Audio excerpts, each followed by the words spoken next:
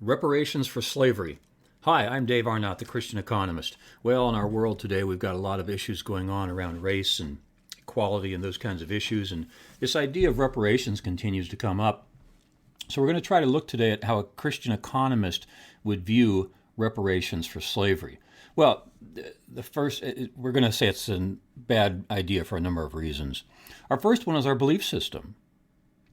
Christians believe in individual responsibility, not the group.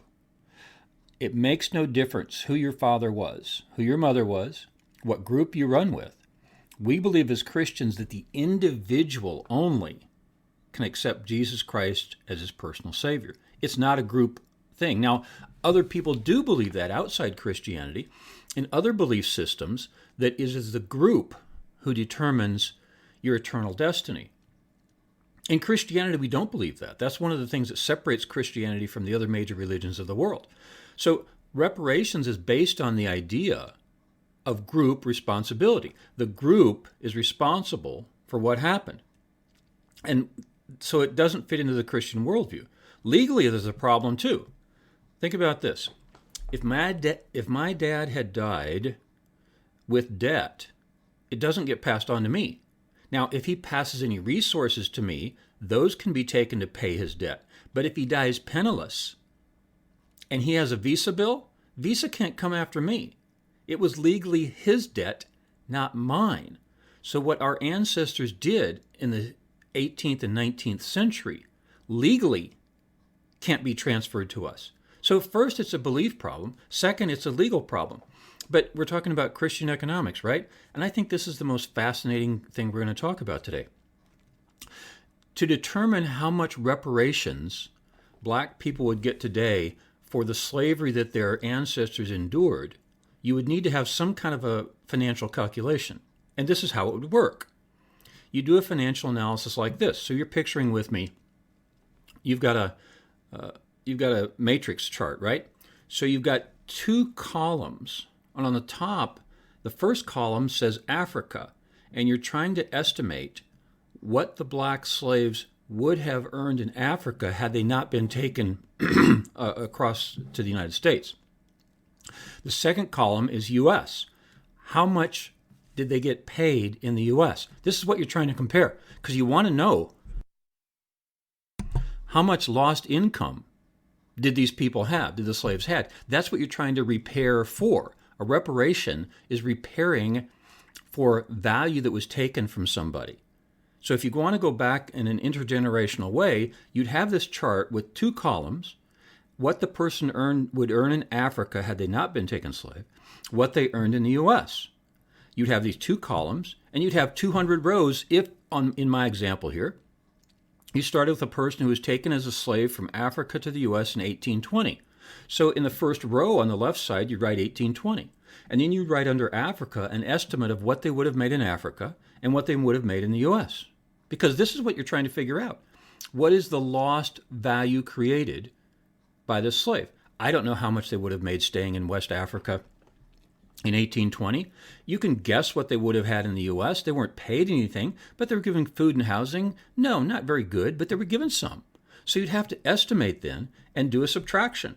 How much less did they make in the U.S. than they would have made in Africa? Then you go to 1821. You go to 1822. You go 200 rows all the way to 2020 and do the calculation.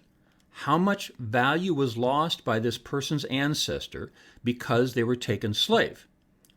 The problem here is when you get to that row way at the bottom, that 200th row where it's 2020, people in West Africa today, in Liberia, they make under $1,500 in U.S. terms. This is PPP, by the way, if you know what that means. Ivory Coast, they make under $5,000. I've looked at about 5 or 6 of the countries on the west coast of Africa where slaves came from. None of them make over an average of $5,000. So it's somewhere around $2,000. Let's say $2,000, okay? In Liberia, they make $1,500.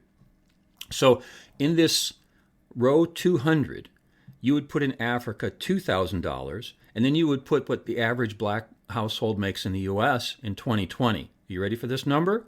It's just under $60,000. Are you with me? In the year 2020, because this black person in America, their ancestor was taken slave, they made $60,000 in the U.S. If they'd stayed on the west coast of Africa, they would have made $2,000 in the year 2020. In that year, the difference is $58,000. You take all 200 rows, you add it up. Here's the problem. By the time you did that subtraction, added up all those, you would have black people in America today seeking out the descendants of slave ship operators and paying them. Because a black person in America today, through all these 200 years, is richer than if their ancestors had never been taken slave. If they'd spent 200 years in Africa or 200 years in the U.S., by being in the U.S., they're richer than if they hadn't been taken slaves. This is how you do the financial analysis. I don't know how else you would do it. You're trying to figure out what value has been lost to this person's family, and that's the only way I know to do it.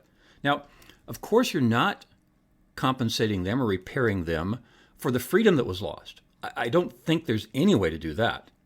See, this is a good thing about economics and finance. We want to put a number on something. So when we say we want to repair people for what they've lost, we have to do a financial analysis. This is the only way I know to do it. Now, there's another subplot here as well. Excuse me. In my little example, I started at 1820. Well, in 1822, there was the American Colonization Society, which found this strip of land in West Africa, now called Liberia, and said, we will pay for any freed slaves, slaves who want to go back. Now, the motivation of the American Colonization Society, I'm not defending at all. These were not good guys. But when we talk about reparations, we're trying to figure out, because the black person in America in 2020, because their ancestors were forced to come from Africa to the U.S., they should be repaired. But hold it. In 1822, they were allowed to go back. So their ancestor made a decision in 1822, no, I want to stay in America. So there's a logical question here.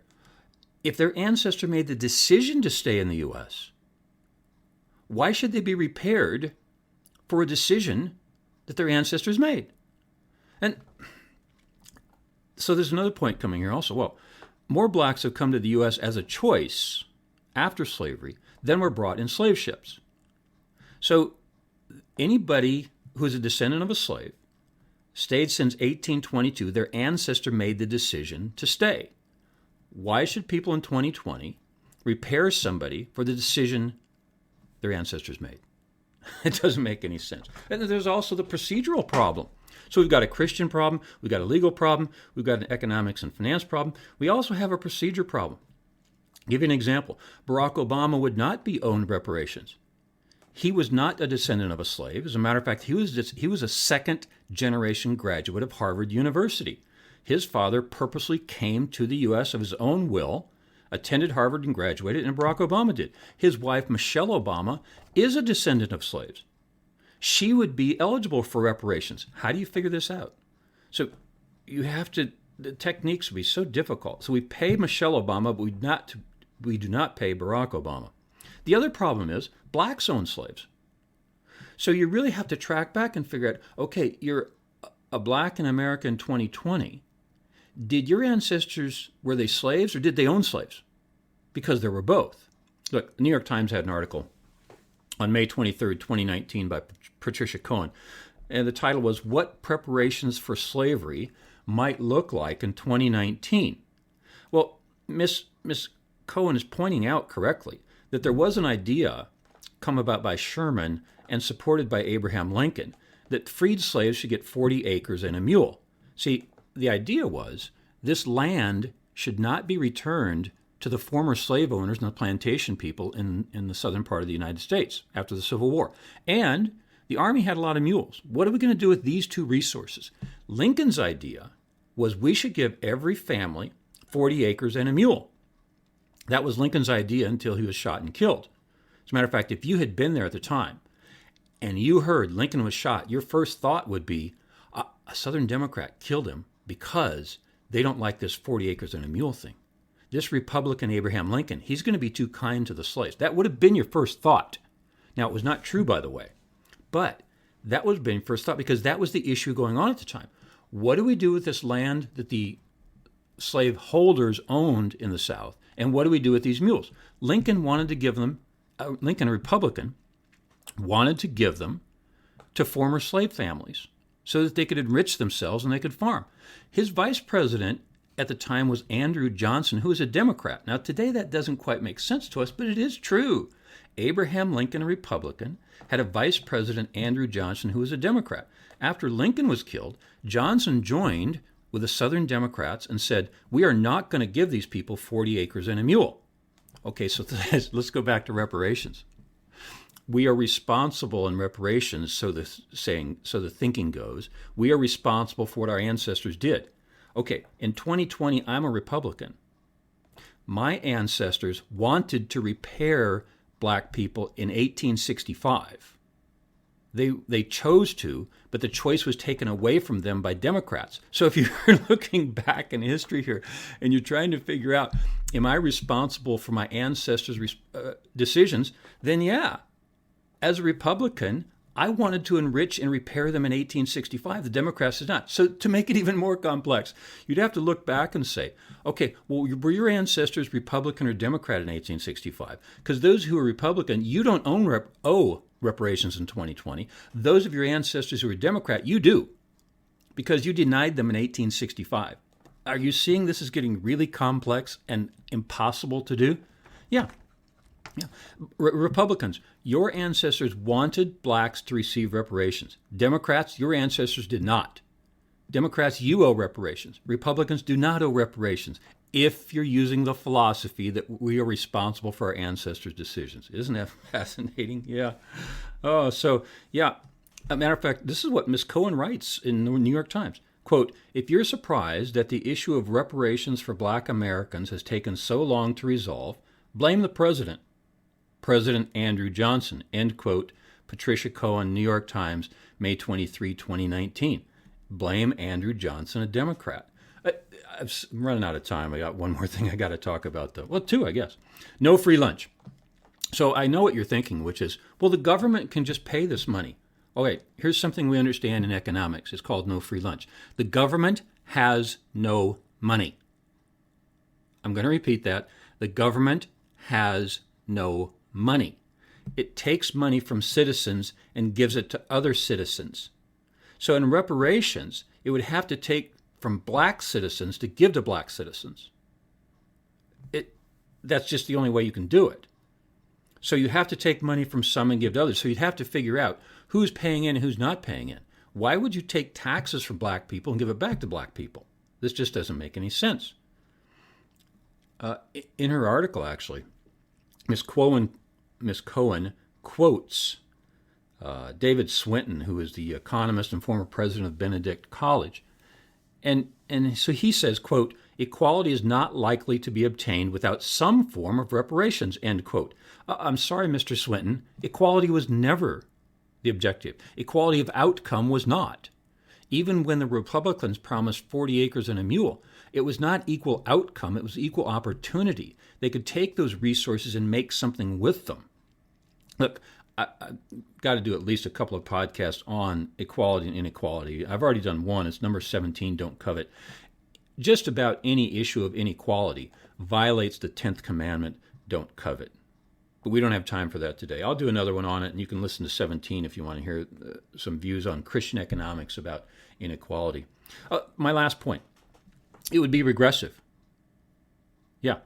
As the New York Times points out in Ms. Cohen's article, Oprah Winfrey would receive reparations that were paid in taxes by people poorer than her. And if Michelle Obama received them, the taxes paid in to pay Michelle Obama would be from people poorer than her. It would be regressive.